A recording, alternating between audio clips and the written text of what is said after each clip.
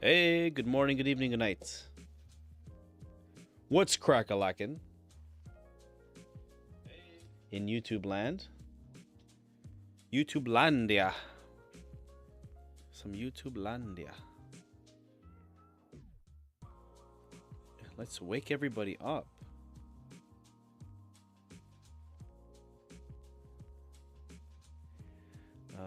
We are going to be doing this.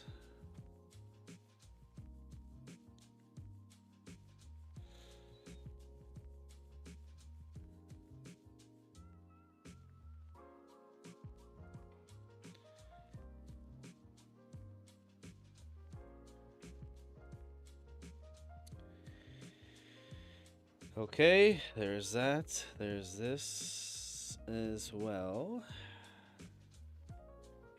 Make sure everybody's awake.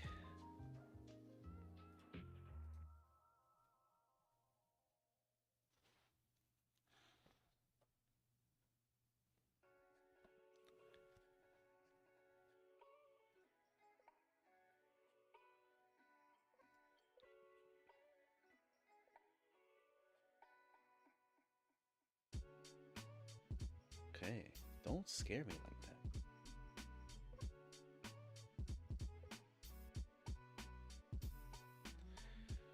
Treasonous.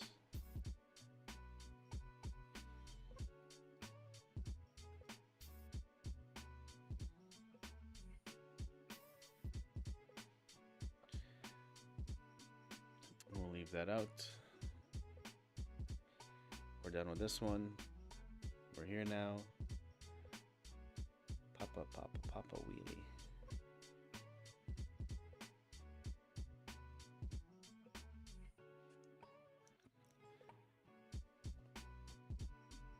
Hello. Hey Mirza, how's it going? Welcome to the live. Welcome, welcome. Danza. Danza, danza.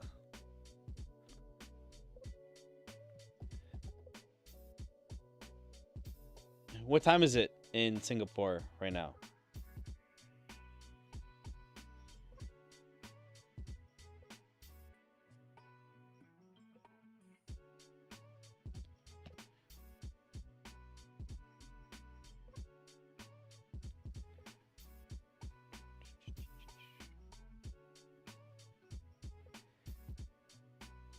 $10:30. All right.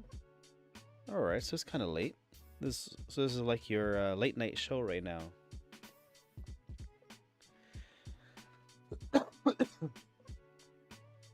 Thanks for joining me. Thanks for joining me this evening.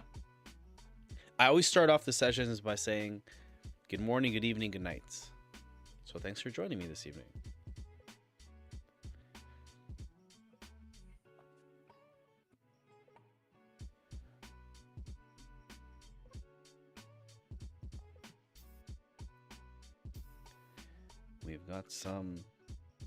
We have some news to cover today. Some crazy news.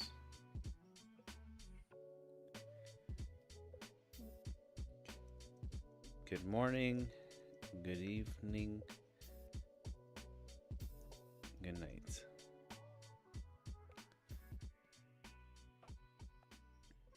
So tell me, you said you started some course, program, something, somewhere. Cheating on me, huh? I see how it is. I see how it's gonna be, Mirza. I see how it's gonna be. You say, Edwin. Edwin, sir. You see, I can't get started with you. The money is too much for me, sir. But then when a scammer comes around, nah, I'm just kidding. I'm just bothering you. Tell me about this course. Did you pay for it? Is it free?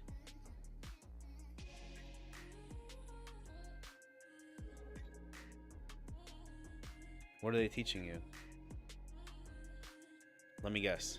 ICT concepts?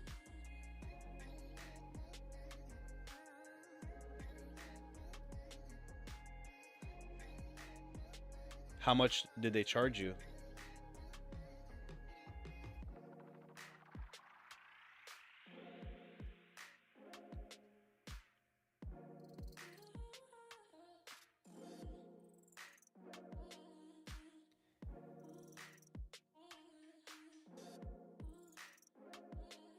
That's not too bad, I guess. 47 USD. Is it 47 USD a month or just one time?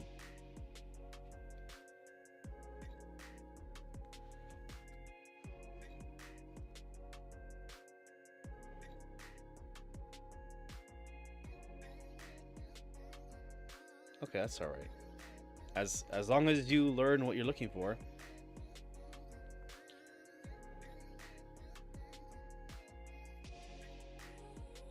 I'll probably get you upset after, and I'll show you some more free resources that you can use that probably is in that $47 course.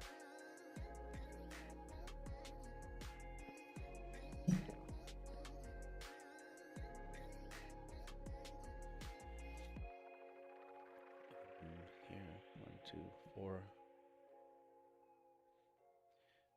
Rejection. 1 hour. How long have you been trading now? Like, or let me ask this: what is the course about? Is it about trading? What is it about specifically? Like, what is it teaching you?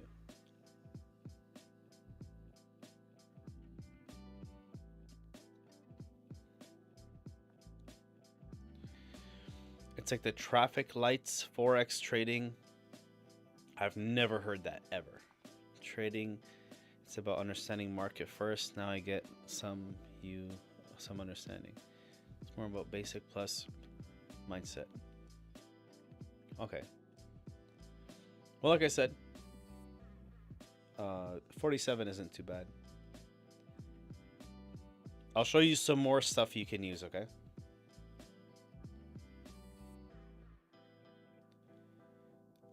Did you make a demo account yet? Like, are you practicing with a demo account?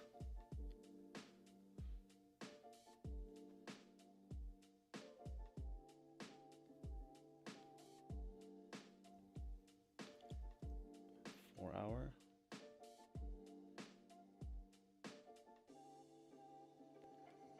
Aggressive. 71.80.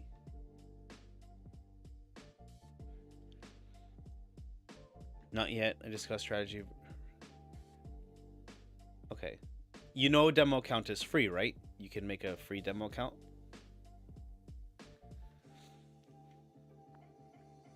Let me show you.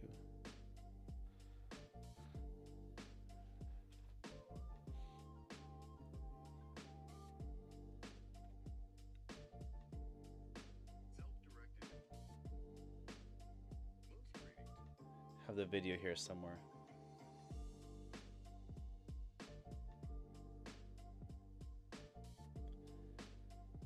Welcome rules event announcement event training.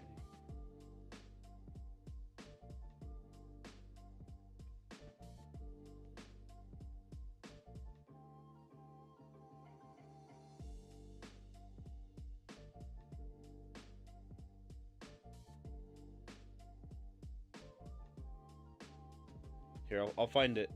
I have it here somewhere.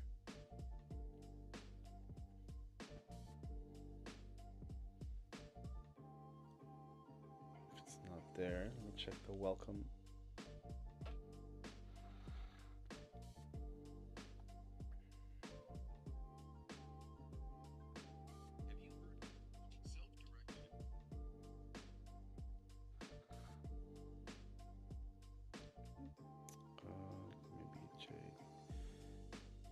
Jade.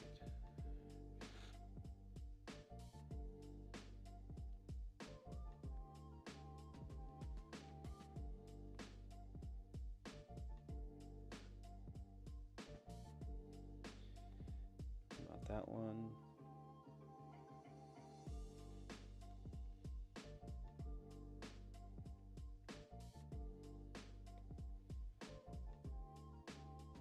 Not that one.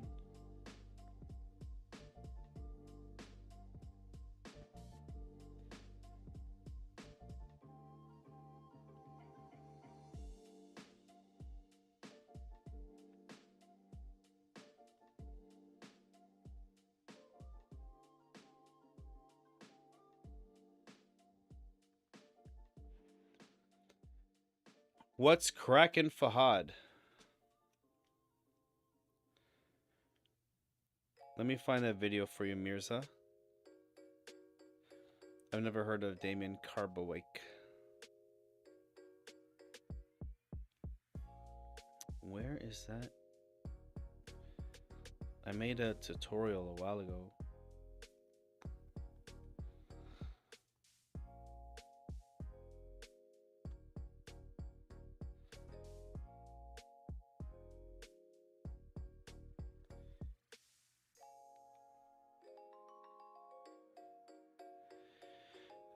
Okay, if not there, let me try here. Or let me check Dre. Andrea.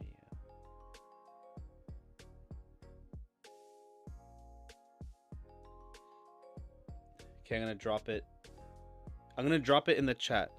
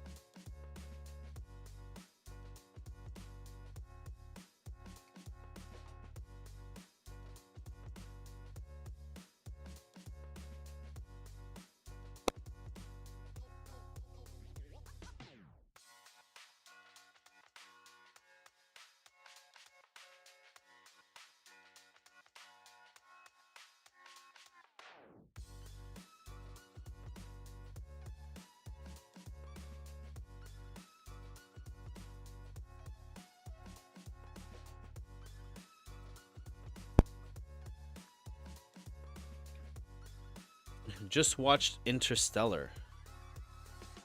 Just watched Interstellar, man. It was worth every second. I still haven't watched it. I've been wanting to watch it.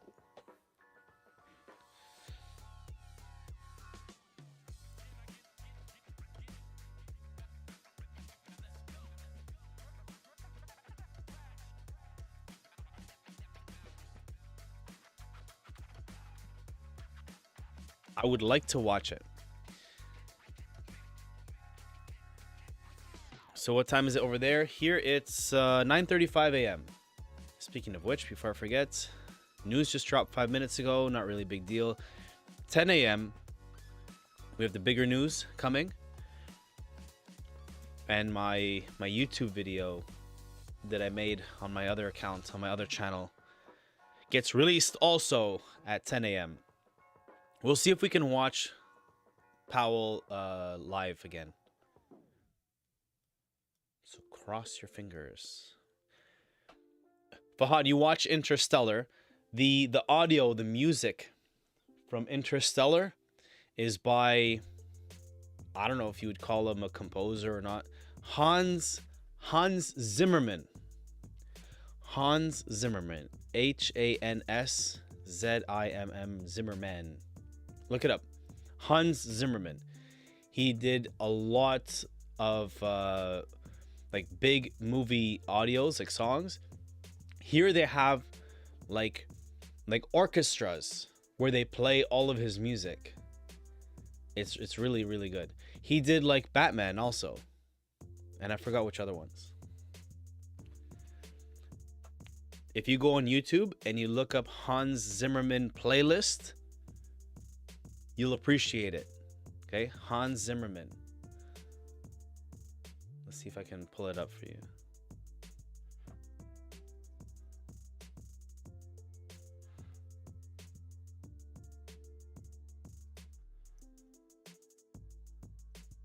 Here, let me pull it up.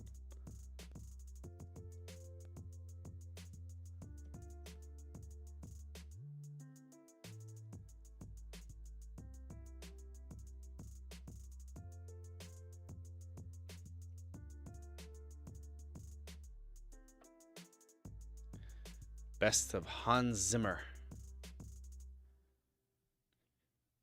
I can't play them because I'll get a copyright strike, but this is what I'm talking about. Hans Zimmer, Hans Zimmerman. It's 9:37 a.m. 9:37 a.m. And I'm in Canada.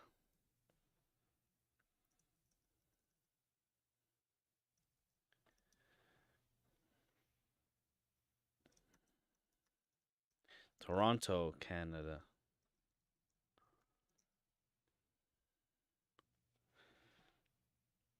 I'll be stunned, huh? Okay. Take your word for it.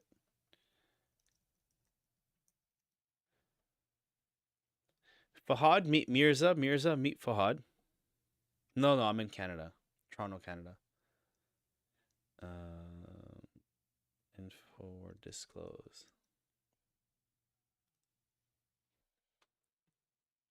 Whoops, music's gone. There we go.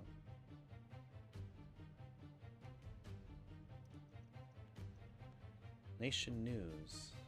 Then Raj's favorite, Black BBC.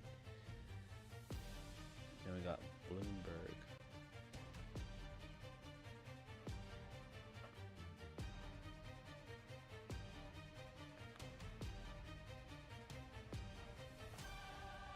Yeah. Trump dancing. He brings life to the party.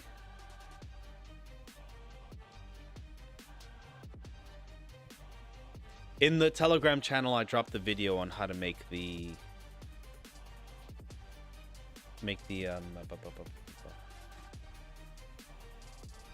demo account. Yes, that one.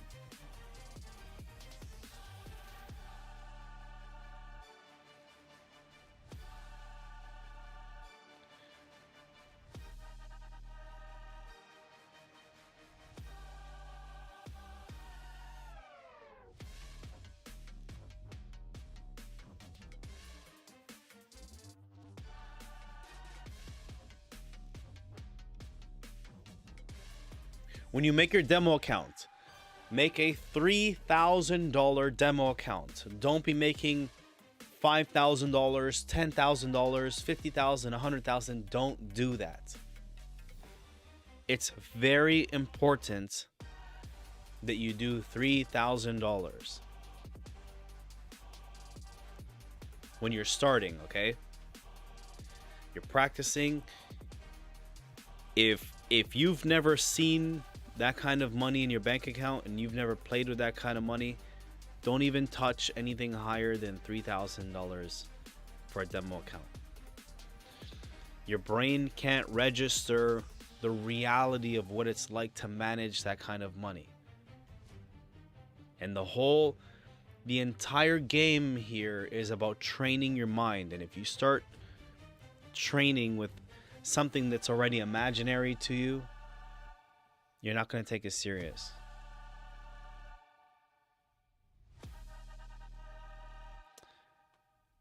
The other dancer. Oh, the other dancer. You mean this one?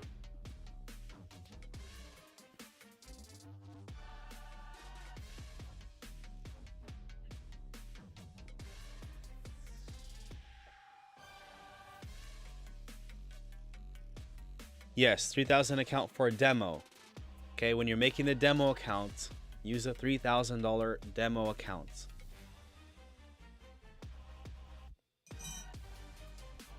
As you get more practice and you become knowledgeable and you know, you have a better understanding, you've been able to test your strategies and you have consistent results of more wins than losses, the right disciplines and all that stuff. At some point, you can then move on to a live account, a real account with real money, or start going for a funded account like Fahad, where then you can absolutely manage a $10,000 account, a $100,000 account, $200,000 account.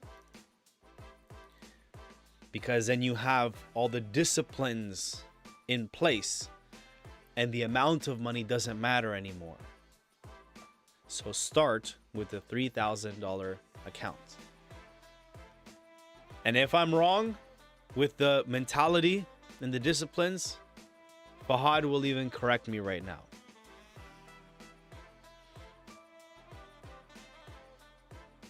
Yes, let's go. Celebrate. Fahad is gonna buy 2 wives this week.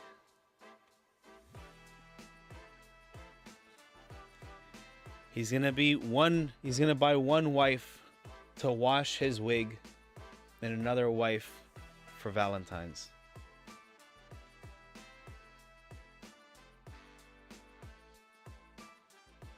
I only removed the other dancer because it's too many people on the screen. You're still gonna go for the bike. Oh my god.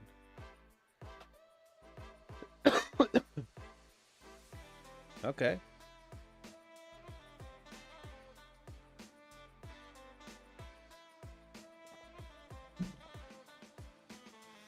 A wig for Raj. Yeah. A wig for Edwin.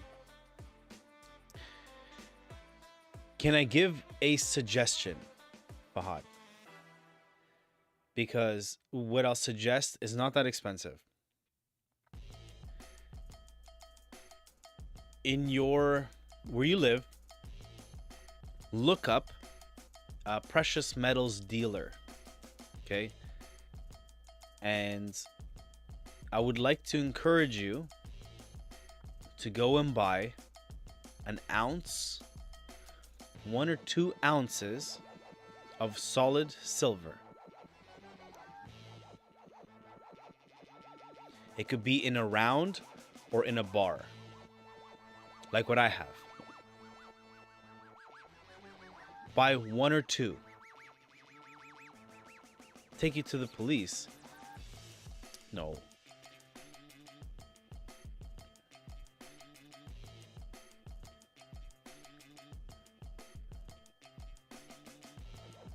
So when I make mistake in demo account, I won't have to lose actual money. Correct. It's 100% free. You don't even have to put your real information. It's 0 risk. This is where you practice. But it's just for demo account money. They teach me where I went wrong. Exactly. You are going to make mistakes. You will lose your accounts. You will have losing days. You're going to lose money. Why not lose fake money? Practice with the demo, make the mistakes, and learn with the demo account first.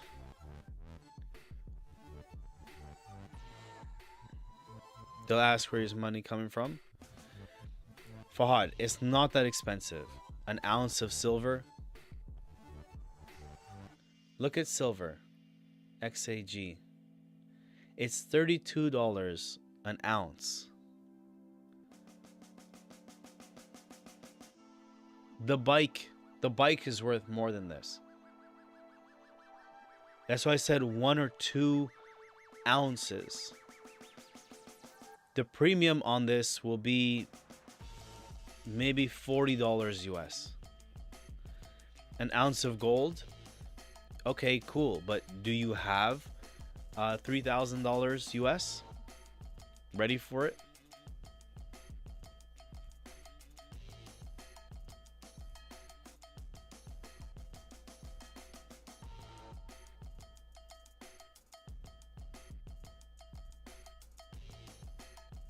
So this is like a game that the big boys are playing around the world, like in the world of trading and investing. Yeah, it's exactly like a game. When you don't know what you're doing, you're gambling. And when you start to learn what you're doing, it becomes a game. And then when you're in the right group, everybody's playing together and everybody's winning together. Okay. Yeah, I understand. In your part of the world, it's a little tough withdrawing funds and stuff. Okay, so keep that in mind. Fahad, keep this in mind to even just go get 1 ounce. Do this. Go buy 1 ounce. It's $40 US. Because plus the premium. So 32 USD right now, 32.08 an ounce. It's going to end up costing you about that.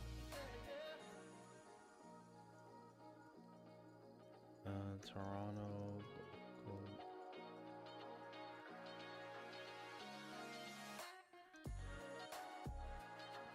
Look, I'm going to give you an example. Okay, good night. Going to bed, brother. Goodbye. Okay, Mirza, have a good night. Have a good night, Mirza. Send me a screenshot when you finish your demo account, by the way, when you make it. Do that. Make your demo account before you go to sleep. And show me the balance, $3,000. And if not, then you're not allowed to go to sleep.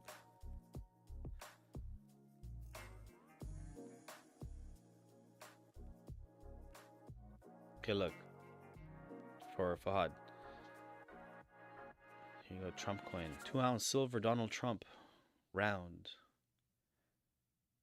We'll go silver. Silver bar. 1 ounce. So in Canadian, this is Canadian dollars, okay? In Canadian dollars, it's 53. 53.24 for 1 ounce. 53.24. 53.24 CAD to USD is going to be about 40 bucks. See, 37.16. So with the premium, this is what it costs for an ounce of silver, pure silver.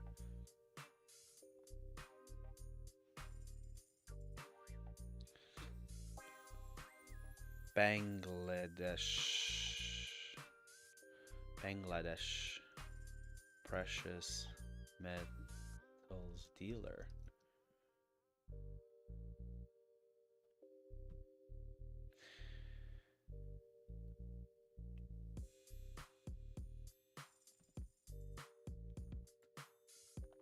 Gold bullion Dhaka.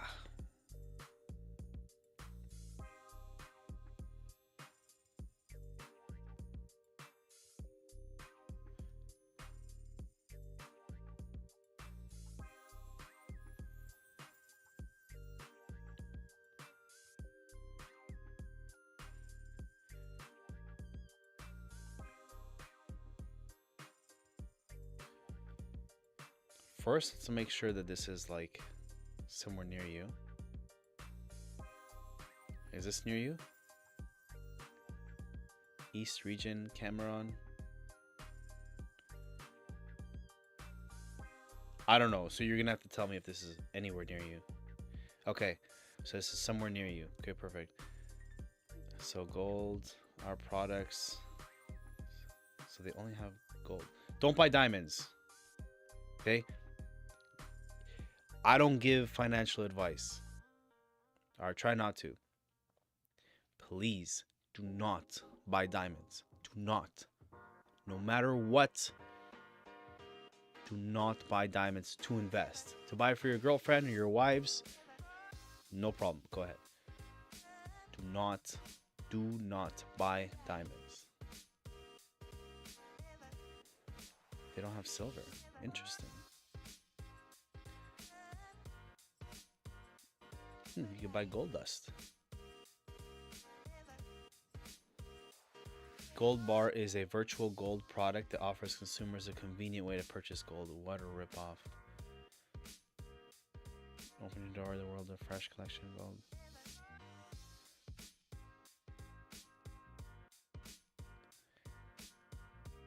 Uncut.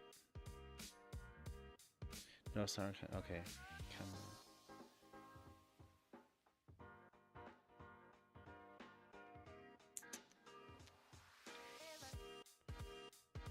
You're gonna have to help me here. Find something near you.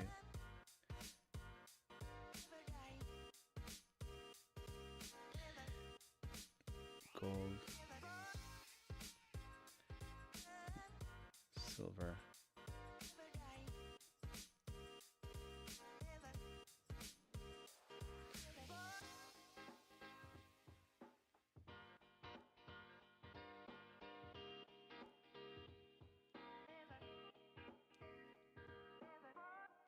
I don't think if anyone sells, they'll be selling online. You never know, man. This is 2025. If you go to a jewelry store, they have it.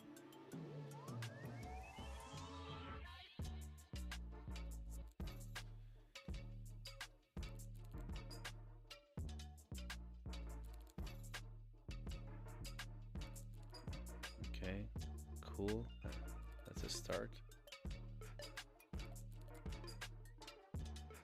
Contacts. This is in UK. Barcelona and UK. No.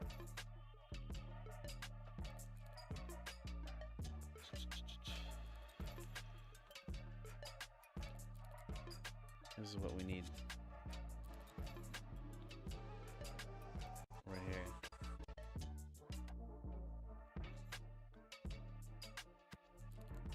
We'll have this ready.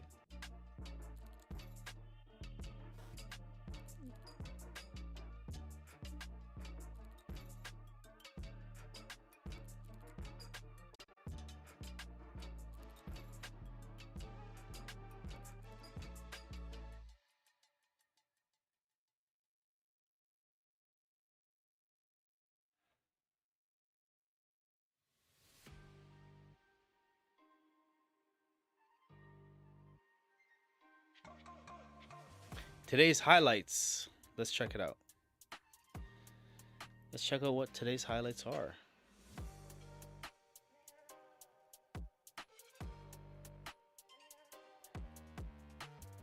Right now, we're trying to find a precious metals dealer in Bangladesh.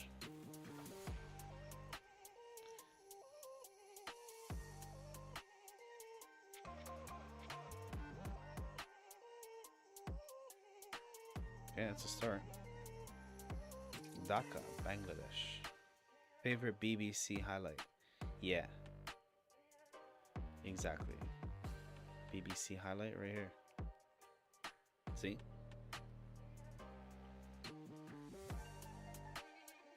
M15, M15, MI5 lied to courts to protect violent neo-Nazi spy.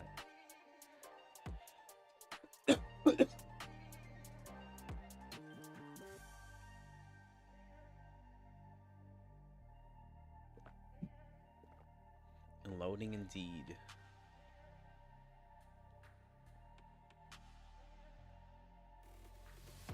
Oops. Whoopsies.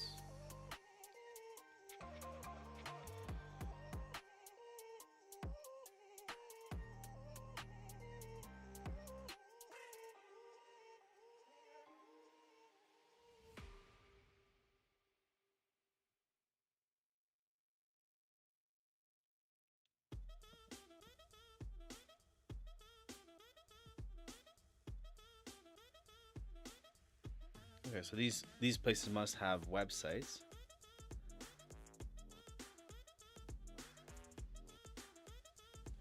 Close as soon. We'll go with the one with 15 reviews. Okay.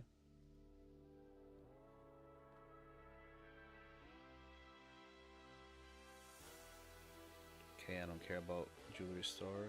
No website. Website. Oh, nice try. I don't think so.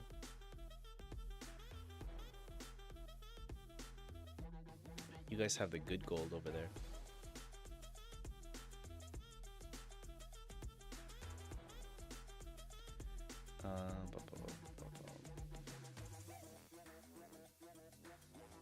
Okay, so obviously their jewelry store. Not what we're looking for though. Look at this Bangla Diddy. This looks like a mafia. gold fire, gold melting, X-rays, services.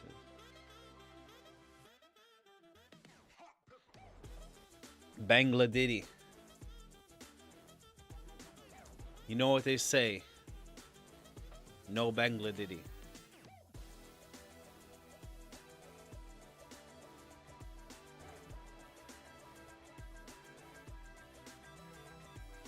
And if it gets too much, it's a Dhaka Diddy.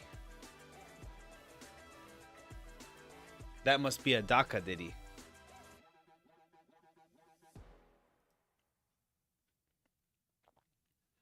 Okay, now we're getting somewhere. Now we're getting somewhere. Ma shops contact. Oh my god, Germany. Kanye West's favorite. I love German cars. German cars are my favorite. Nothing like driving a nice German car.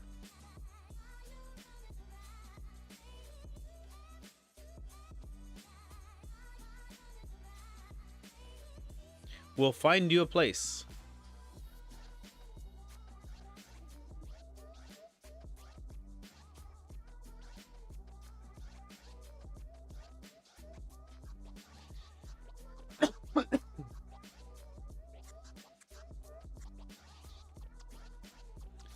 Don't forget your standard moderator. Yes. This is what I'm looking at. My video. Yes. Let's hear it. It's the first time I do a premiere. First time I do a premiere. Let's see how it goes.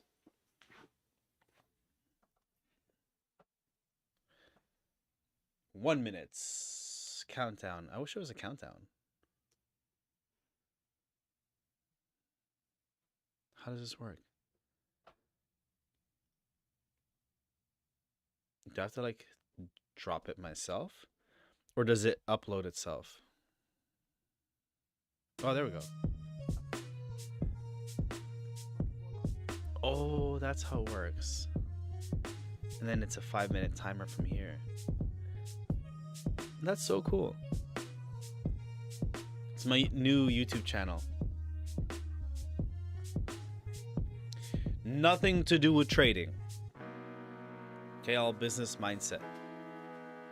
Let me turn that down before they give me a copyright strike. Hey, you know about Stake Casino? Yes. One of my friends won 300,000 last night. And yet, no way. Are you for real? 300,000 US dollars or rupees, euros, Canadian dollars, pesos. And yeah, German cars, especially BMW. Mainly focuses on driver's seat. Yes. One of my favorite cars that I had was a BMW 3 Series. It's one of my favorites. Then the engine overheated. Good times. Good times. US dollars. Damn, good for him. How much did he lose to get to 300,000? And I say that not in a bad way. What I mean is sometimes we'll play, like there's people that like get lucky, and sometimes maybe they've been playing for a while and they've been putting in like heavy money, and maybe he lost $10,000 to get to 300,000. I remember going to the casino with my girl, and there were people with their hands full of $100 bills. Okay? And they were at the slot machines. I've never seen this before. They were at the slot machines putting in $100 bills at a time. They were maxing out the machine for each spin. So each spin was like anywhere from $500 to $1,000. Not 5 cents or a quarter. I'm talking about like $500 to $1,000 each spin. So they're loading with $100 bills. And I watched them win like $25,000 on the spot. The casino had to come and like pay them cash on the spot. US dollars like 1 mil pre. Really? Are you joking about the 1 million or not? Hello, Rosanna Rose. Good morning. There's no way he lost $1 million. If he lost $1 million, then he didn't win 300,000.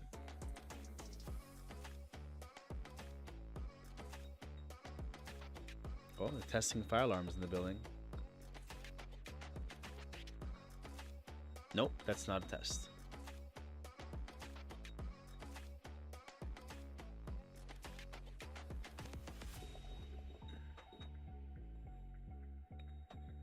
Hey, let me mute my mic so you guys don't get annoyed.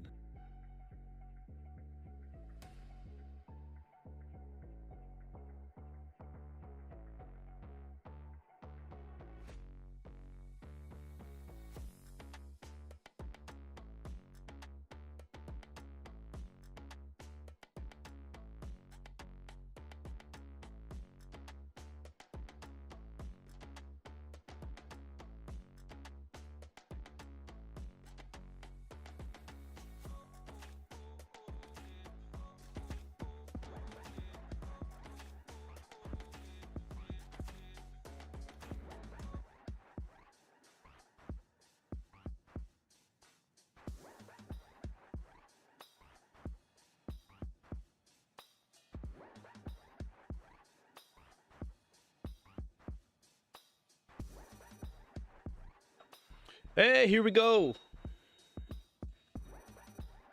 Premiere incoming.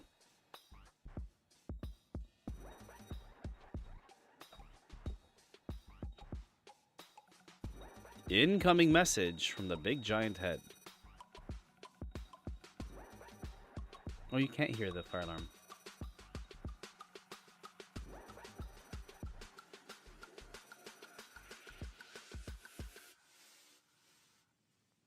But that fear of failure keeps you playing small, running from challenges, and stuck in the same cycle of mediocrity. Instead of growing, you spend your energy avoiding setbacks. The truth, that mindset is holding you back from reaching your potential. Reframe failure as feedback. It's your best teacher. Every setback shows you what doesn't work and brings you closer to what does work. Embrace challenges and opportunities to improve, not obstacles to fear. Focus on progress, not perfection, and celebrate the small wins along the way. Start shifting your mindset today. Ask yourself, what's one failure that taught you something valuable? Then take that lesson and keep moving forward. Growth comes when you embrace the journey, not the destination. Fear isn't the problem. It's how you're letting it control your actions that's the problem. Fear often comes from limiting beliefs. I'm not good enough, or what if I fail? These thoughts hold you back, keeping you from starting or making progress. When fear takes over, it feels overwhelming, and big goals seem impossible to reach. Start by identifying the limiting beliefs. Write them down and challenge them. Then break your big goals into smaller, manageable steps so fear doesn't feel so heavy. And most importantly, surround yourself with people who encourage and push you forward.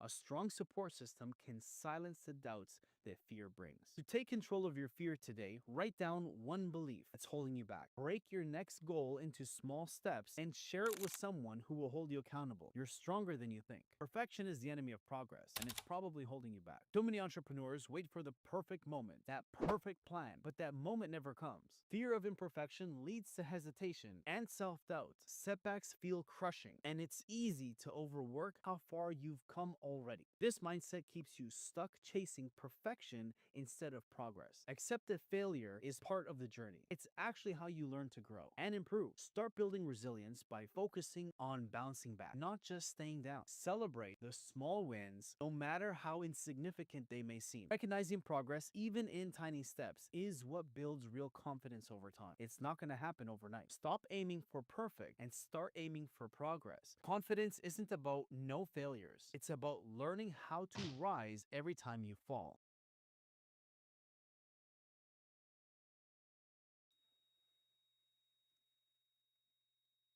When you say what's with your voice, what do you mean? Because it doesn't sound like this?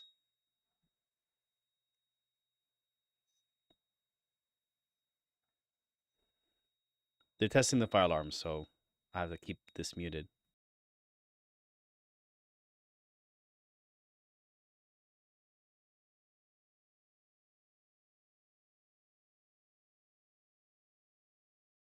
I've spent my life fighting for working people. Now I'm running to be premier, to build homes, hire doctors, fix schools, and make life more affordable. I'm Marit Stiles.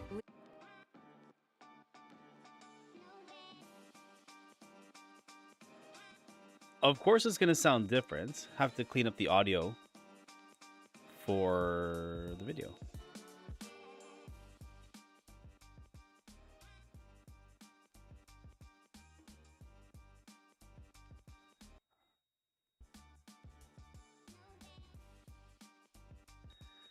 Let's find Fahad a precious gold, precious silver metal dealer in Bangladesh, Daku.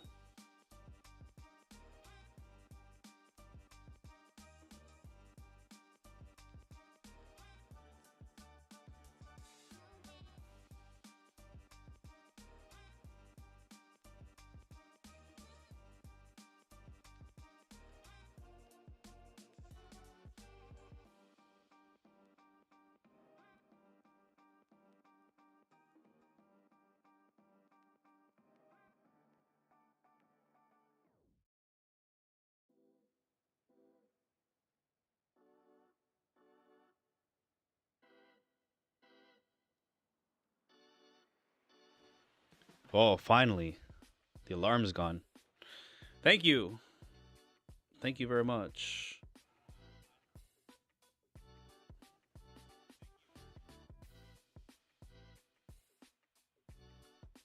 So that's my new channel, by the way. If you haven't subscribed, make sure you subscribe to the new channel. It's that channel is gonna be like all mindset, business, basically anything to do with like success, mindset, speaking.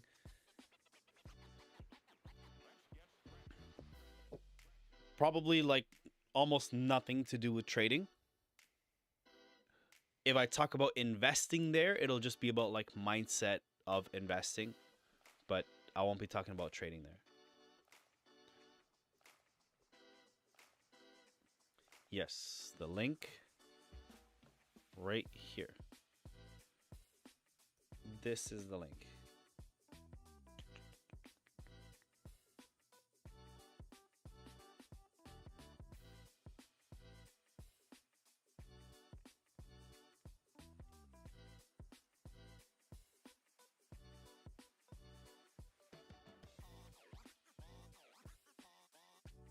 That's the link to the video. So just hit the video, like, subscribe.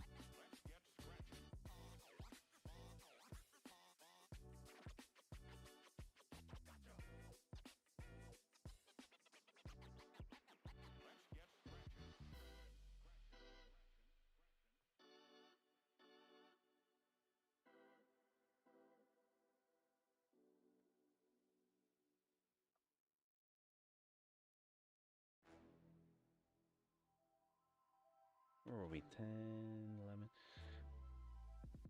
At some point, Fahad, I'll be making a video of like what I was teaching you.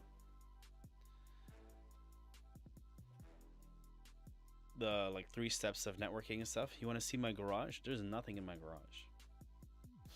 I don't even have a garage. That's why there's nothing in it.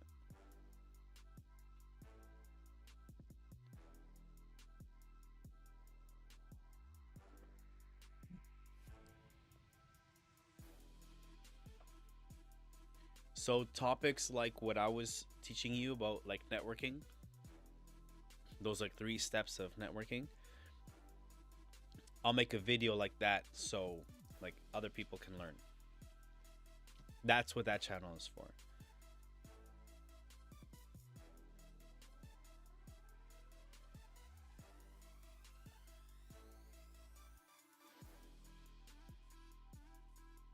Okay, I'll help you find a precious metals dealer. But before that,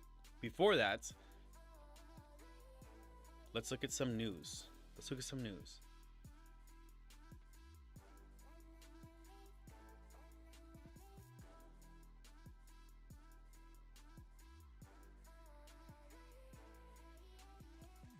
You don't think you'll find it? I think I'll find one. I know for sure it's not gonna be as common or as easy. If we don't find one, all you have to do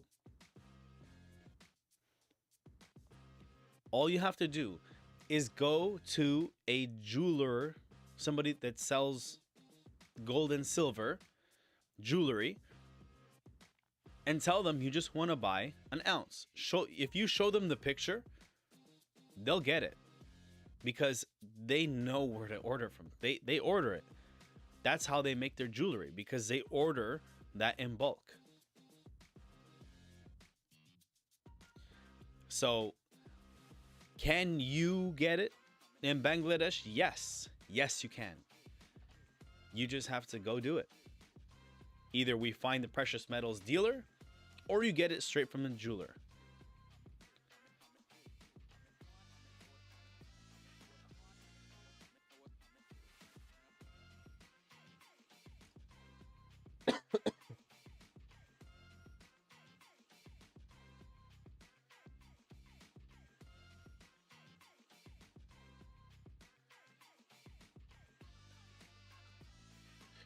The reason that I'm encouraging you to like get this ounce of silver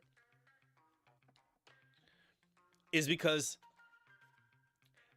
I remember what it did for me when I bought my first silver. Like, not jewelry. My first ounces of silver. It was 25 ounces of silver that I bought. And I felt like a millionaire. I felt like a total millionaire because nobody has ounces of silver. I was basically buying bars. They weren't bars, they were rounds, but it's the same thing. So nobody had that. So I knew that I had something that most people don't have. So I felt like a boss. It is an asset. 100% it's an asset. What you're doing, I'll put it this way, and then we'll get into some news. I want you to think of it this way, okay? You can look at it when you're buying the solid silver or solid gold. You can look at it like an investment. But it's better if you look at it this way, or maybe not better, but try looking at it from this perspective. If this is all the money you have, okay, this is all the money you have. I don't know, just whatever. This is all the money you have, okay? This is all the money you have. Let's say it's $1,000. Let's say, okay, $1,000. All you're doing is you're taking a part of that $1,000 and you're converting it into silver. So you still have the same $1,000, it just looks different. So this is how you are hedging against inflation or the economy and stuff. So you have your regular currency that you use, and then you're putting some in savings, in hard savings, no Diddy, no Bangla Diddy. And in this hard savings, you can't touch it unless you really need it, because you can always go sell it back. This is not like buying Pokemon cards. This is not like, yeah, I'll buy a Charizard, and if I need to, then I'll sell it. And you can only sell it if somebody wants to buy it. No, you can always sell your gold and silver, always.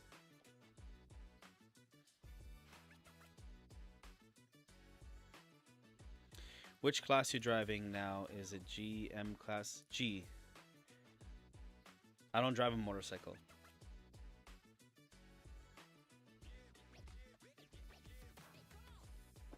If I drove a motorcycle, I'd be dead.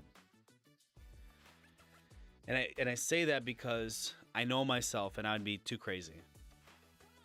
I'd be too crazy, so it's not even worth the risk for me.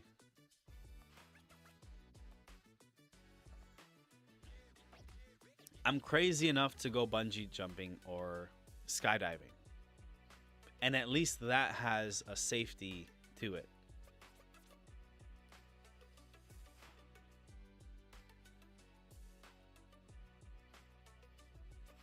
G-Class? Oh, Mercedes. That's what you're talking about. I don't drive a Mercedes. Not right now.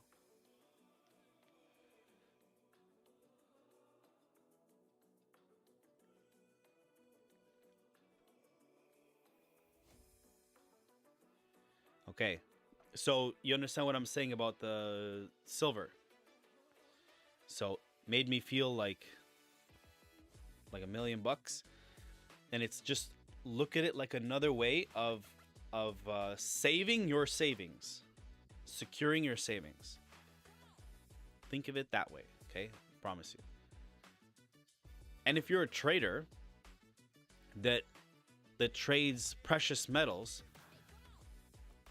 do you know how much of a difference it is to be able to say, "Oh no, I don't just trade from the app. I actually buy it." How many people on Instagram or YouTube have you gone to that they trade gold, they trade silver, whatever, but you never, other than jewelry, you never see them with actual solid bars of gold or silver? I'm probably, if not the only one that you've come across, one of the few that you've come across.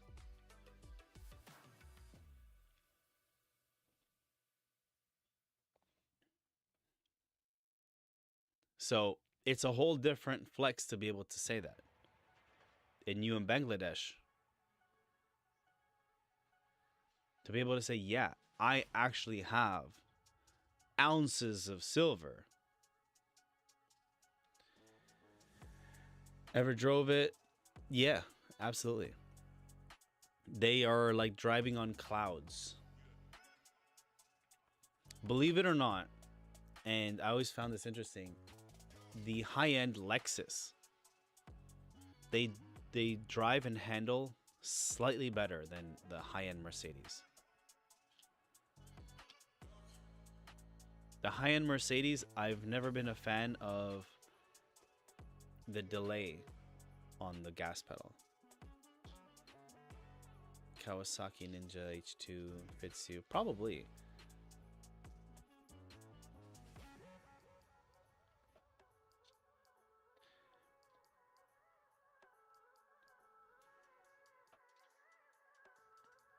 I mean, they are nice bikes. But like I said, if I want to live long and have a nice family and all that stuff, the best thing for me to do is to not have a motorcycle.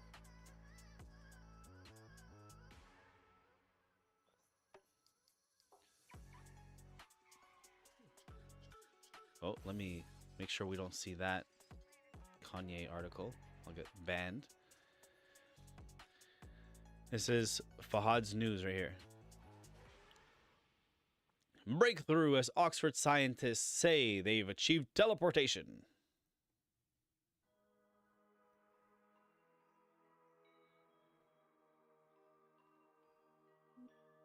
Okay, we'll search the bike in a bit. Let's check out some news. Check out some news because we have news in a few minutes anyway. 10:30. It's not really going to be a big deal, crude oil. I mean, it might change. This might change because all these tariffs and stuff that are... all this uncertainty. So we'll see. Because there's a lot of things shaking up the waters right now. Breakthrough. Is this going to talk for us?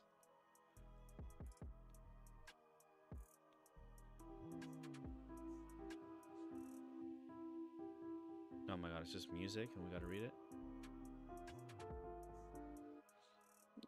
Copyright strike for nothing.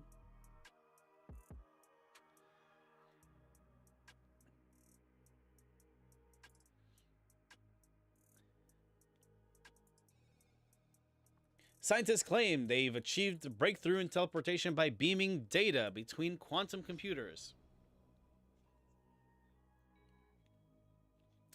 Researchers at Oxford successfully teleported logical gates.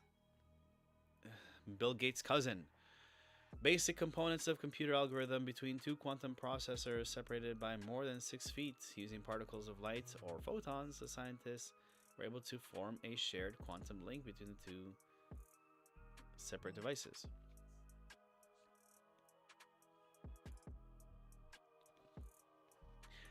This allowed two processors to work remotely, sharing the same algorithm to complete their computing tasks. The breakthrough may solve the scalability problem that has plagued the construction of usable quantum computers. So, kind of teleportation.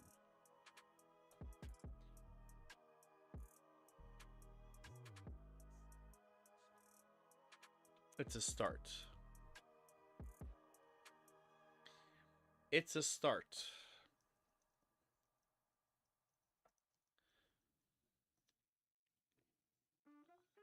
Hyper naked motorcycle.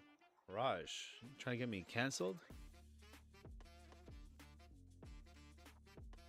This is very nice.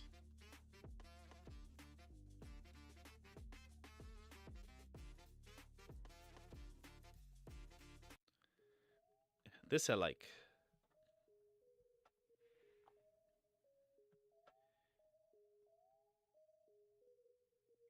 This is something I'd ride for sure.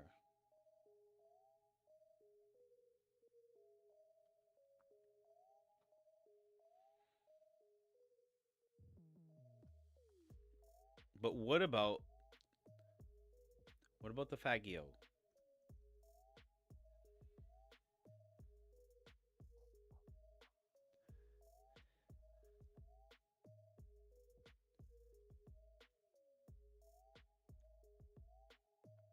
You wouldn't ride the Faggio?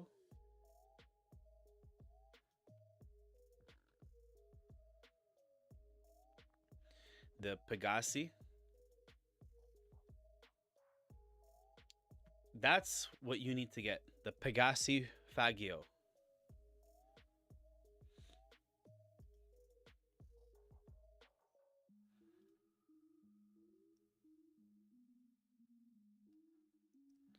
This is what you need.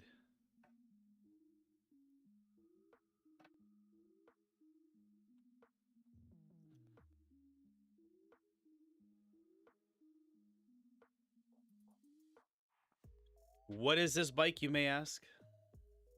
I'm glad you asked. Oh, bam! Look at that. That's the Pegasi Faggio. That's a spicy meatball.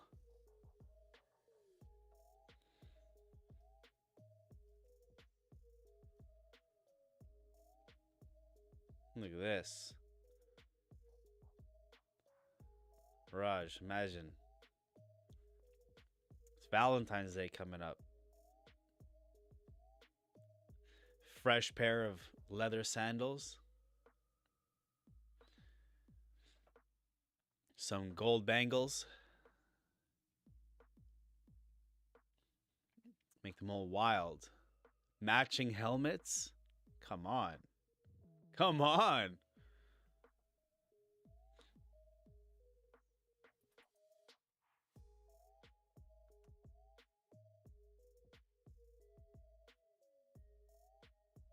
Right here. This is what we're talking about. Look at this. What? Look This guy. See? No time to look back. Everybody's in his rear view.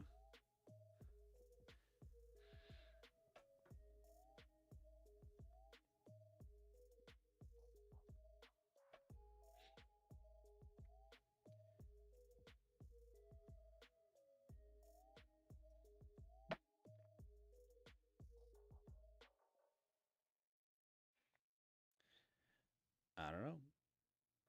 I've always liked the custom motorcycles. Like from Orange County.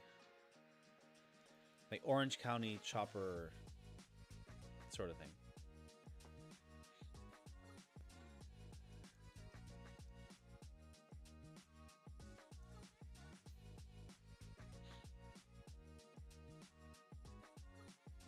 Oh, I forgot the name of the other guy. Like these bikes.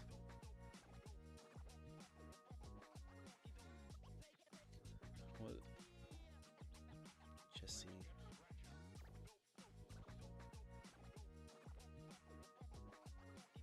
I'm trying to remember his name. West Coast Customs, I think it was.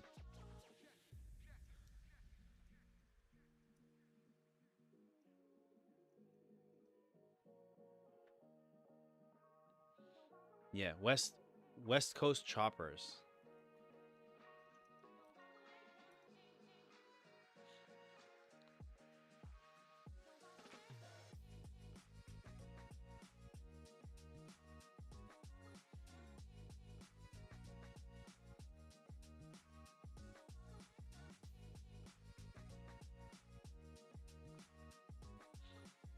The what's it called? The bike that you sent?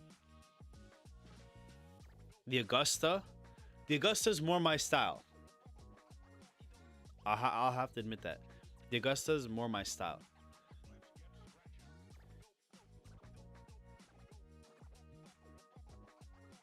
But this I like. Like I just love the art with this. This would be something to cruise with out in the countryside.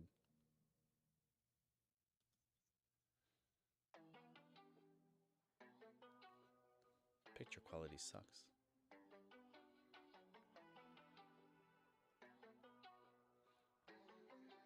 Watch Interstellar. I highly suggest it. To watch fully understood many things after finishing. I will.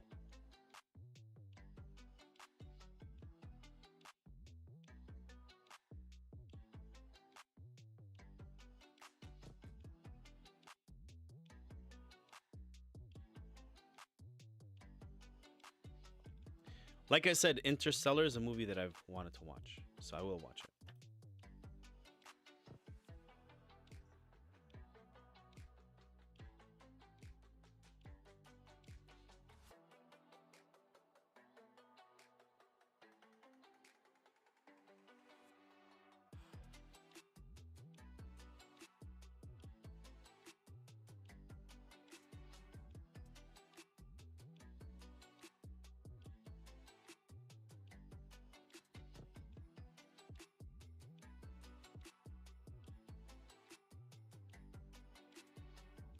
Next.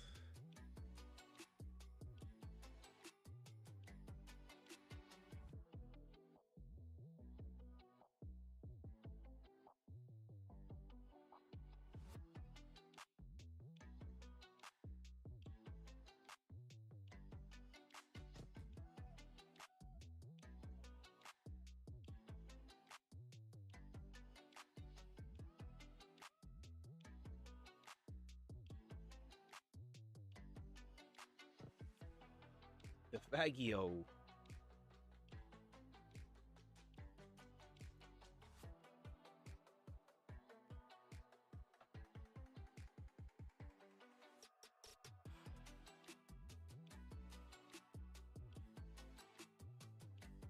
Talk about a sneeze attack.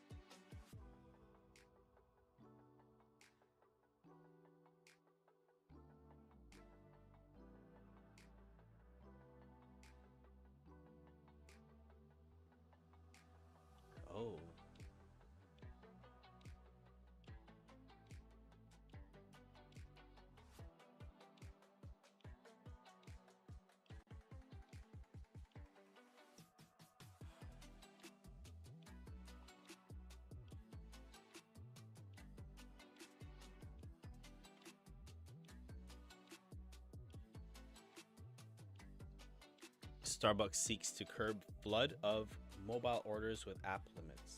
What?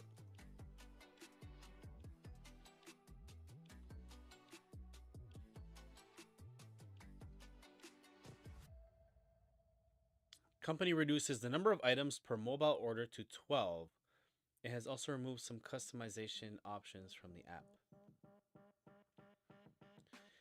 Starbucks is placing some limits on its mobile orders, part of a broader plan to speed up service and contain a deluge of purchases through the app that have often overwhelmed baristas. The coffee chain is reducing the number of items allowed per order from 12 to 15. Who's ordering more than that? Also remove the ability to add a splash of milk or lemonade to a classic refresher because there are already beverages on the menu.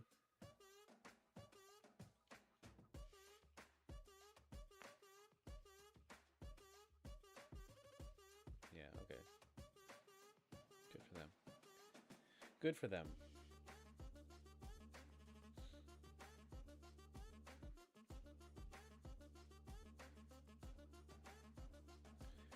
Show me the money. Record gold price is test for top miners. I'm trying to find him speaking. I'm trying to find the link. If you know where the link is, let me know.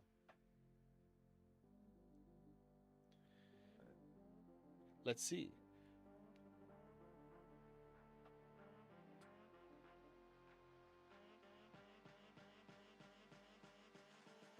Oh, right there. Huh. Stupid me.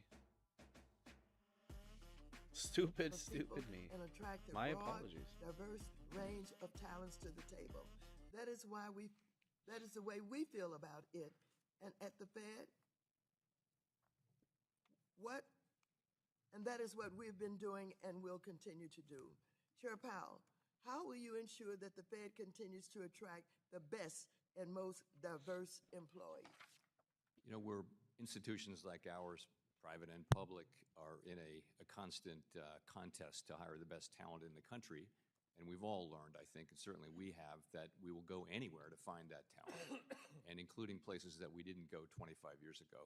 And we'll just continue to do that. You know, we're recruiting, as you know, at many, many, many universities and colleges, including historically black universities and colleges, and others. And that's what we find, and that's our practice. We think that's the best way to go about it. Thank you very much. And that's what I've always felt about the Fed. No matter what they call it, you only attracted and hired the best qualified people in your operation. Okay, I'll be right back. What they refer to it as, what they call I'm going to get a coffee while is that right? while you analyze Mr. Thank Powell. you very much. Chair Powell, are you willing to provide my staff with an immediate briefing from your agency on the status of your OMWEs and equal employment offices? Yes. Thank you. I believe that you know that the OMWEs were created with the Dodd-Frank reforms. It's in law. And as I understand it, any attempt to dismantle OMWEs would have to come before the Congress of the United States of America. Is that your understanding? Well, yes. Section 342 of Dodd-Frank, which is the OMWE section, is the law. Thank you. Chair Powell, to what extent have you consulted with other board members in determining how your agency is complying with Section 342 of Dodd-Frank, and as well as any other federal anti-discrimination law? I think we've consulted with senior staff and board members quite a bit.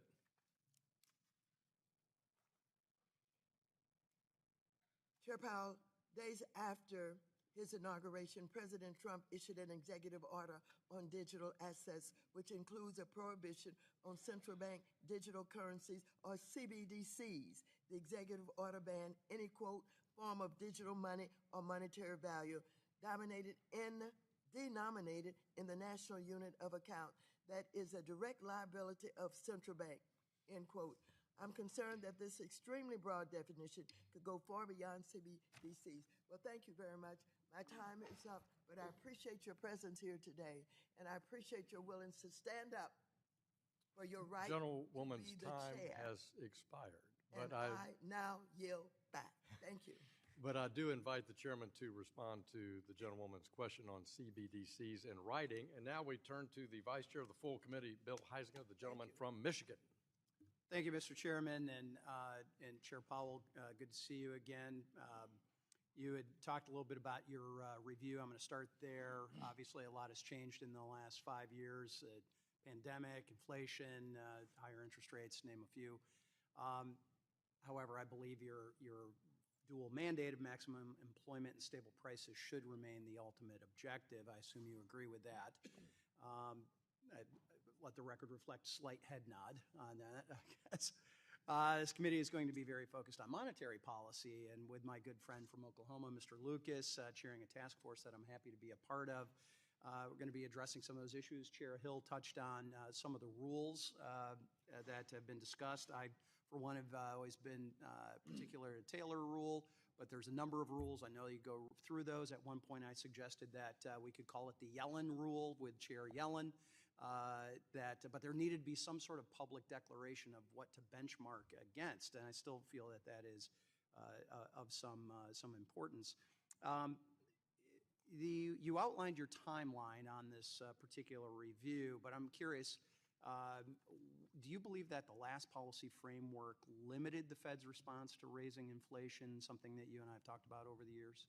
No, I'll tell you why we didn't raise rates. We thought the inflation was transitory. I can show you forecasts from the end of 2021 by us, by staff, by the blue chip. Everybody thought it was going to be transitory. That's why we didn't raise rates. And I also distinctly remember a hearing where you and Secretary Yellen at the time were sitting next to each other, and it looked like you visibly scooted away when I asked you both whether it was still transitory, and you had, for the first time ever, a separate answer.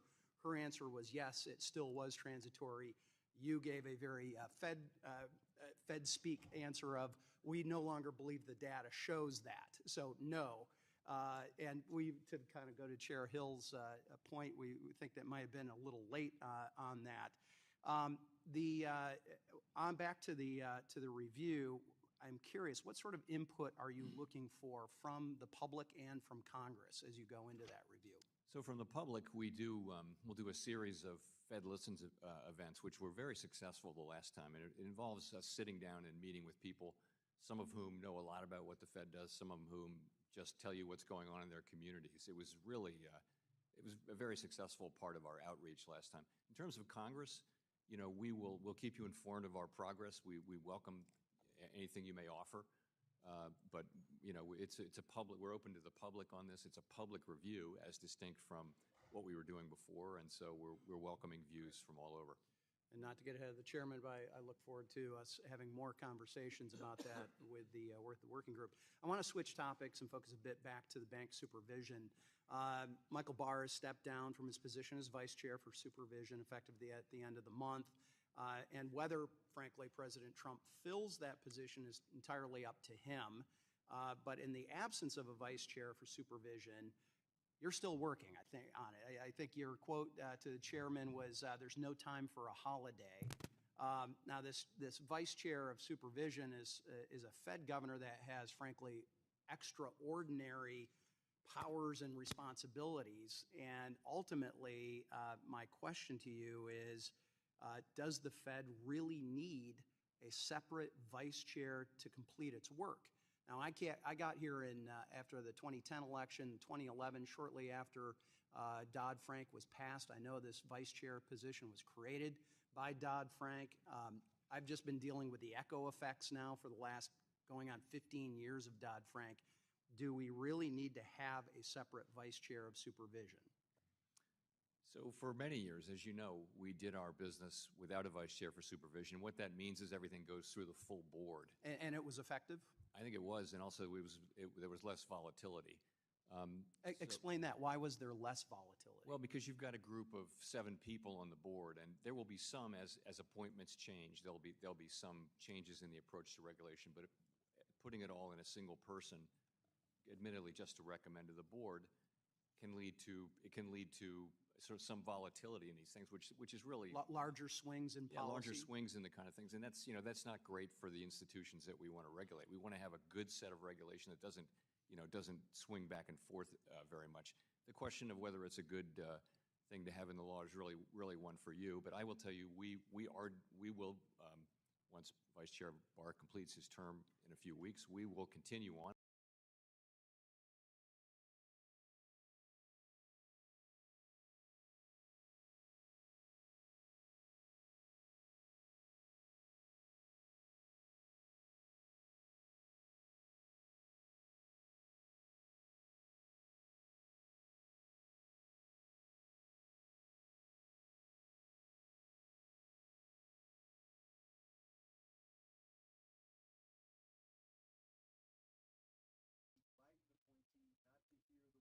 What happened? So I hope we listen to what you have to say, because you're the only person that I can identify in Washington that has support on both sides of the aisle. Mr. Huizenga Kazinga. Project 2025 calls for abolishing the dual mandate and eliminating a mandate that you focus Let me refresh it. I don't know. I don't know what happened. over the next 10 years. Would our GDP be higher or lower?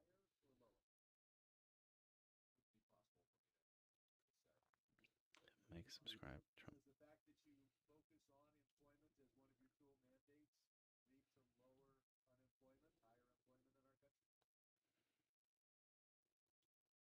unemployment, higher employment in our country? It may do so. We do balance those things. Chair Hill spoke about how important it is that you maintain your independence. I noticed that in light of the hiring freeze, the Fed has removed all its job postings. I'm hoping that your personnel policy will be as independent as everything else at the Fed. But I'm more concerned with the president's statement at 7:58 this morning, where he said interest rates should be lower.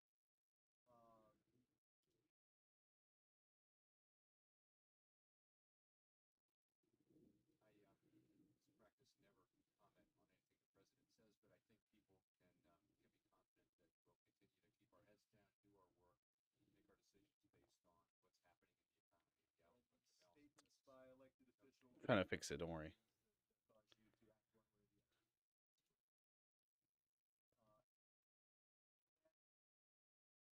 He went on to say, he said interest rates should be lowered, something which would go hand in hand with upcoming tariffs. Let's rock and roll America. I certainly agree with the rock and roll America, but the Peterson Institute Maybe now. says that the policies that the president ran on will raise the CPI by between 4 and 7.5 points. And I think the biggest element of that is the proposed tariffs. If we have higher tariffs across the board, say 10 What if I put the music? would that increase the cost of living? And would an increase in the CPI or related indexes of the cost of living lead to higher interest rates? There are many organizations, public and private, whose role is Nope. to speculate publicly about what this might be. What we're doing is Make this louder for you guys for now. Policies are. But if we have a higher cost of living, does that lead to higher interest rates? The CPI goes up, or CPE, excuse me. Well, if inflation goes up in general, Yeah. forget about tariffs. In general, of course, we will use our tools, which is the interest rate, to bring it back down to 2% over time. Okay. Yesterday, you told the Senate we're going to release the stress test scenarios before we implement them. Will you take a holistic look at large bank capital requirements, including the risk-based capital ratios like Basel III endgame, stress testing, to make sure that you don't have a contraction in the ability of credit to Main Street businesses? Yes. There's a proposal in Project 2025 How about now? that we abolish Fannie and Freddie. If there was no explicit or implicit federal guarantee for those who invest in mortgages, would that lead to higher mortgage interest rates? Since you'd no longer be borrowing on the credit of the United States, in other words, so Fannie and Freddie would be privately funded, it could lead to that. I think privatizing Freddie and Fannie might have other virtues too, though, as has been considered many times by this committee and others. might have some virtues, but it would lead to higher mortgage rates. It could. The CFPB has been put on ice, but all the regulations. It's not lagging. It's just So if you're a it's bank not that playing wants the to comply with audio those regulations, there's no onto the precedent. stream. You're hearing it from my mic. So you don't know. And if you're a bank that doesn't want to comply, the next presidential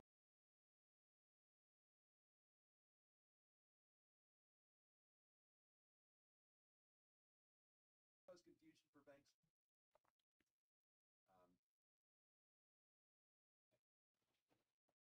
Um, yeah, you're speculating. I'll just leave it like that for now. Yeah, I would say that good. Yeah, yield back. Gentleman yields back. I now recognize myself for 5 minutes. Chair Powell, let's talk about the balance sheet. As we've discussed several times before, the consistent and massive growth of the federal debt creates long-run challenges for both the United States and saddles future generations with an onerous burden. But it also creates a challenging environment for the markets as the Treasury market expands in kind.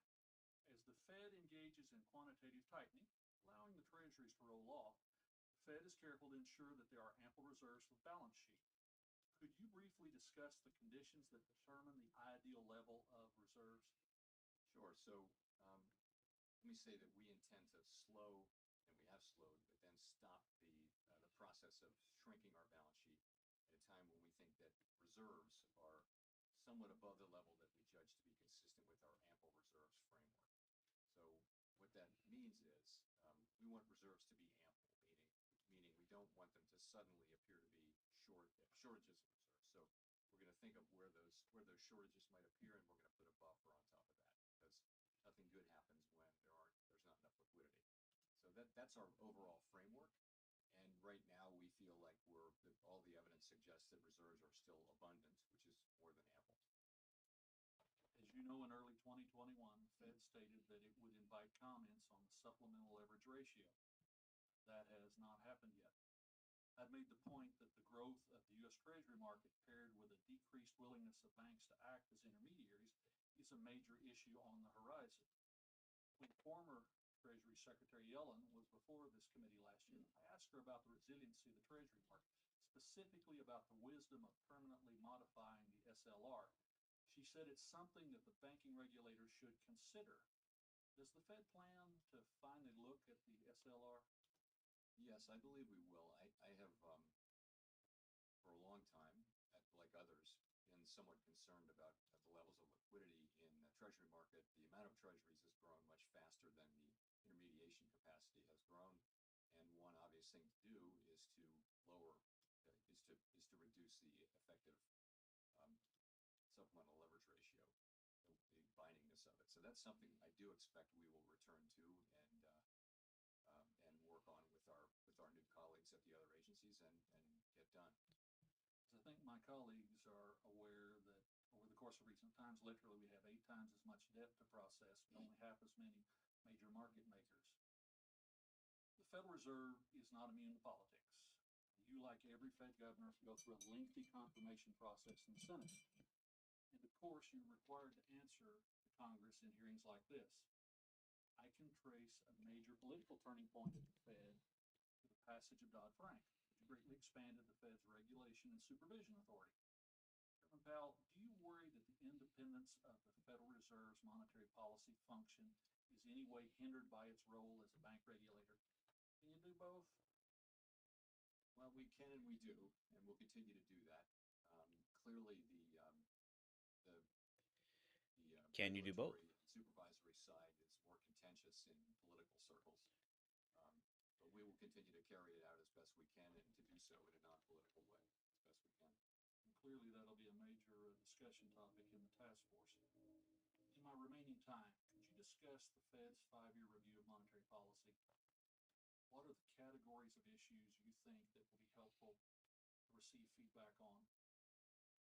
So a good part of it will be looking at the changes we made in 2020, which were made in an environment where we had been stuck at the effective lower bound at 0 for 7 years. And the highest we got our rate really was sustainably was 1.5%, and that was the highest of any advanced economy central bank.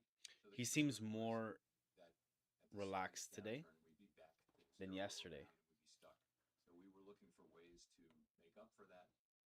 So then the question is, Like he seems just uncomfortable. Maybe it's just bad morning, but he seems more confident and like more relaxed. If that makes sense, he's like uncomfortable in terms of like probably where he's sitting, but he seems more comfortable with the conversation. Discussions on these topics. And with that, I yield back the balance of my time, and I recognize the gentleman from New York, Mr. Meeks, for 5 minutes. Thank you, Mr. Chairman. Chair Powell, thank you for being here today, and you've indicated in past hearings that geopolitical tensions pose important risks to global economic activity. Back around this time last year when you appeared before the committee, you and I discussed how conflicts around the world, specifically the war in Ukraine, had impacted the cost of things like groceries in the United States of America. At that time, you indicated that the war had caused commodity prices to move sharply back home. Does that sound correct to you, unfamiliar to you? Yes, it There. does. So, just to reiterate, in this interconnected Why did that fix things? world I don't that know. we live But in, there, fix would it. it be safe to say that economic instability in other countries has the potential to impact economic factors here in the United States? Sometimes, yes. And so, given that fact, would it seem like a smart move for the United States government to remove one of our most effective strategic tools that, by mandate, assist U.S. commercial interests by supporting developing countries' economic growth and building countries' capacity to participate in the world trade? Would you agree with that? It's not for me to be the judge or to say on that. Well, we do know that a number of, like USAID, they buy a lot of their I like his agricultural pen. products, etc., from American farmers. And in fact, it helps the U.S. economy when you look at the volume of agricultural products that are being bought, so that we can continue to be a part of the rest of the world. Would that be correct? As far as I know, yes. So, today we find ourselves facing a situation where the president and his Dodge buddy Elon Musk seem hell-bent on dismantling USAID, no matter the consequences, even if they are dire. To me, the assault on this congressionally authorized body represents an attack on the rule of law and should outrage every member of this body. Every member, Democrats and Republicans alike. And I know that your interest is squarely within your dual mandate and not foreign policy. I sit on both committees. I'm here, but I'm also the ranking member on the Foreign Policy Committee. And so I can't sit here today and pretend that what we're doing won't impact employment and economic stability right here in the United States of America. Ask your question. Weakening USAID will fuel global crises, endanger American security, embolden other nations like China and Russia, So what's going and on right now? leave us here in the Trump This is administration Powell solely testifies. responsible for the fallout. Testify. So I have to take this opportunity to urge my colleagues on the other side of the aisle to also stand up for USAID. Anytime we travel, we go visit what they do. We go visit the good that they do. Is this live? We go Please tell me this visit is live. what their This isn't and how live, I'm their outta here. economies improve live. so that they can be part of That's live. the global economy. Oops. What was that? We assume 21, that there was a decision made by the Fed that gets close to quantitative easing and then the term tapering. And we know that it was sold as a monetary Is this one stimulus live? to help the country, and I get Or is that. this one live? There was about, in my opinion, $2.33 trillion that were taken out in loans. And Chairman just spoke a minute ago about the term debt versus growth. Debt versus growth, about this amount of money that's This, well, I mean, this says it's live. So be here, and I hope that this comes with greetings from every single member, that we appreciate and respect you taking the time, even though you're expected here. We think you show up, and we admire you. Mr. Chairman, you and I both know that way back when, and we assume 21, that there was a decision made by the Fed that gets close to quantitative easing, and then so this the one term isn't live. tapering. It says live, And but we that's not know- live. This one's live because this one was showing And that it actually, that white guy first. had a very strong wave right into 22. But we wanted to just, we didn't want to stop buying treasuries too soon, because I mean, that has a stimulative effect on the economy, because we didn't want to provoke an unwanted tightening in financial conditions at a time when we thought the economy was still vulnerable. You look back in hindsight, we probably could have done that earlier and halted purchase earlier. In any case, we turned right around and started shrinking the balance sheet, and we've You moved it from about 120 a month to 110. Well, we're down now. We've been tapering for 2 years now, and we're down That's more correct. than $2 trillion. So, and we're still going. So that's why we did what we did.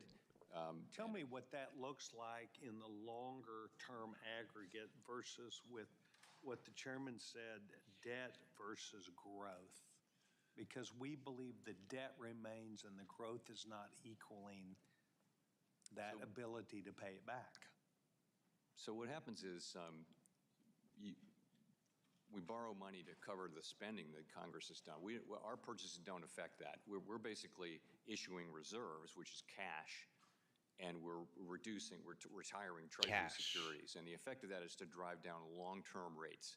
That's the whole reason for QE. And what are you paying for those long-term rates? Market rates. We're paying $1 exactly the market. trillion And what would that market cash. be approximately a year ago or to now? Well, you know, the 10-year, we're not, of course, we're going in the other direction now. We're shrinking now, but We were are. buying, the 10-year was yielding a very, very low yield on it. Was quite low during the pandemic, extremely low, because, growth was slow. There was a lot of demand for treasuries. So we were pushing down rates to support economic activity. When you can't lower your policy rate anymore and you want to do more stimulus, that's really the main thing you can do. It's actually the forefather of that was Milton Friedman, who came up with that thought way back in the past. But that's what we did. And then, as I mentioned, we turned around as soon as we lifted off and started raising rates. We immediately started shrinking the balance sheet, and we've shrunk it a lot, $2 trillion and still counting. You have shrunk it $2 trillion? Yes, we have. Okay. And what do you believe remains, and you believe you're now stable for moving forward? So I think we have a ways to go. Actually, the level of reserves, which is the thing we're focused on, hasn't really changed. All of that has come out of what's called the overnight reverse repo facility. I'd be happy to spend some time with you on this. This stuff is very complicated. And Yes, I've tried to find new data on it, and the last I found really was a CRS report of 22. So It's what's very, called very big changes since then. 127.22. And Yeah. so the changes that you speak of are important. All right. Yeah. All And right. so All I right. would- All right. would- Now, I know they're still talking, but I'm going to end the live there. It's late for some of you, and I have to continue the rest of my day. So today, no trade. Like I said the earlier today, I don't see much happening. Unfortunately, it is what it is. Better to lose no money than some money. Make sure you hit the like and subscribe if you haven't already, of course. Try to go live as much as possible for YouTube. We have a free Telegram channel. Make sure you check that out in the description if you haven't already. Show some love. Keep smiling. Don't let anybody piss you off. Like, subscribe. See you on the next live. Check out my other videos. See you on Instagram. See you in the Telegram channels. Enjoy the rest of your day.